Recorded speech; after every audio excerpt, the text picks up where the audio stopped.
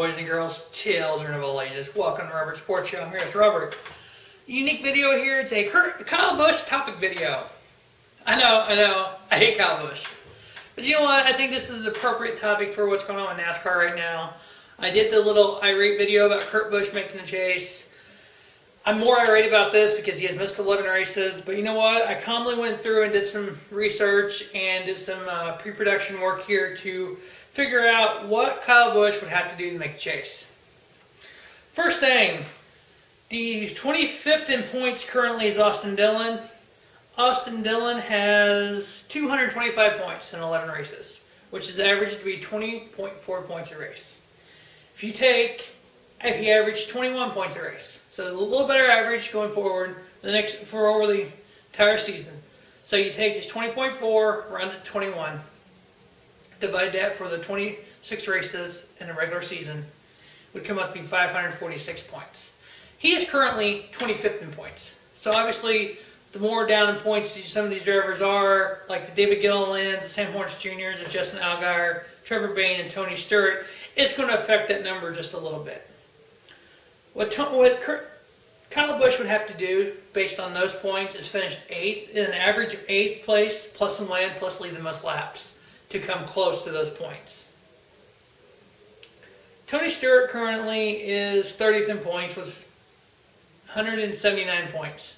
He has averaged 16.2 points a race for the season so far. If he continues what he's doing to the next 15 races, he would come up with 442 points. In order for Kyle Busch to come up with at least 442 points, if that's where Stewart would stay, and he wins a race, he would need to average 29.4 points a race for 14 races and a win to make the chase. Can Kyle Busch do this? Well, the tracks that are left, we have Charlotte, the Coke 600, we have Dover, Pocono, Michigan, Sonoma, Daytona, Kentucky, New Hampshire, Indianapolis, Pocono, twice for a second race at Pocono, Watkins Glen. We have 2 races at Michigan, Bristol, Darlington, and then we end it at Richmond. In 2014, he finished 9th, 42nd, 12th, 41st, 25th, 28th, 2nd, 42nd, 40th, 39th, 36th, 16th, 14th, with 310 points. 2014 was kind of an off year for Kyle Busch. Do I expect him to do that now? Probably, at least, because he hasn't raced in a while, but he is a very good race car driver, even though I can't stand the little fucker. In 2013, at these same races, he finished 38th, 4th, 6th, 4th, 35th, 12th, 5th, 2nd, 10th, 8th. He won at Watkins Glen, 31st at Michigan, 11th in Bristol. Where Darlington is now was Atlanta. He won that race, and then 19th at Richmond for a total of 473 points, which definitely get him in the chase. Of these races, these tracks, Charlotte, he has an average of 14.25 finish. At Dover, he's averaged 15.25 finish. At Kentucky, he's averaging 3.5 average finish. At New Hampshire, he's got a 3.5 average finish. These are the last 4 races at those tracks.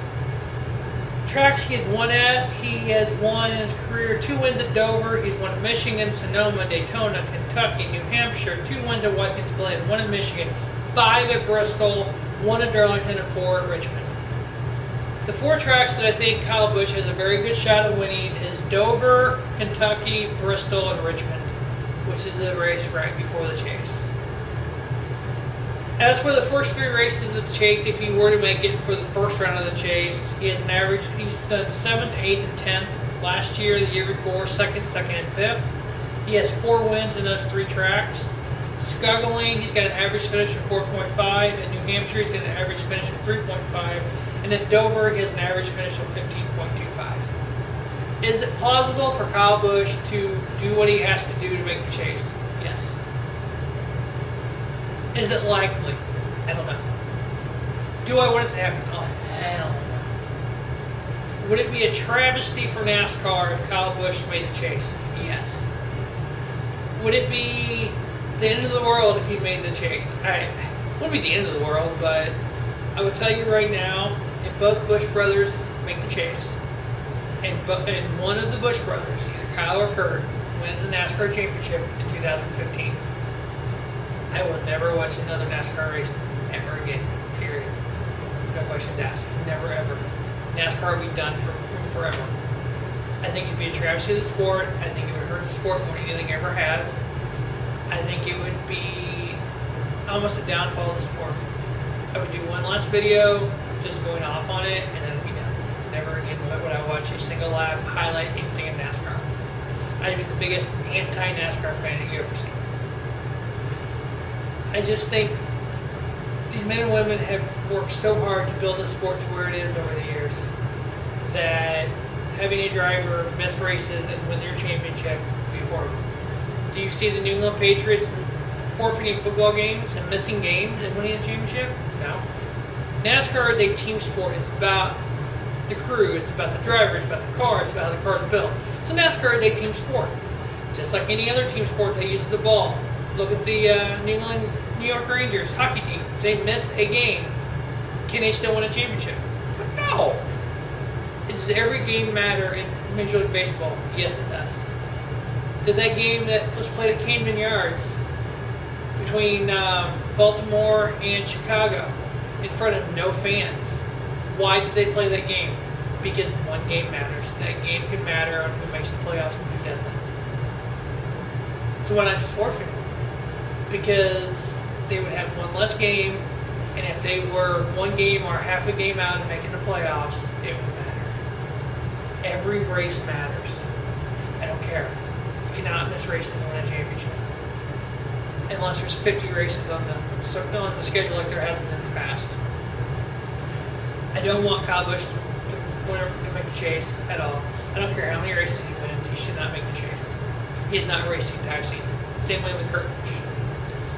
Only time will tell what happens. Please stay tuned to Robert Sports Show for the Coca-Cola World 600 preview. As always, thanks for watching Robert Sports Show. Have a spiffy day. Robert Sports Show, the YouTube leader in sports channels.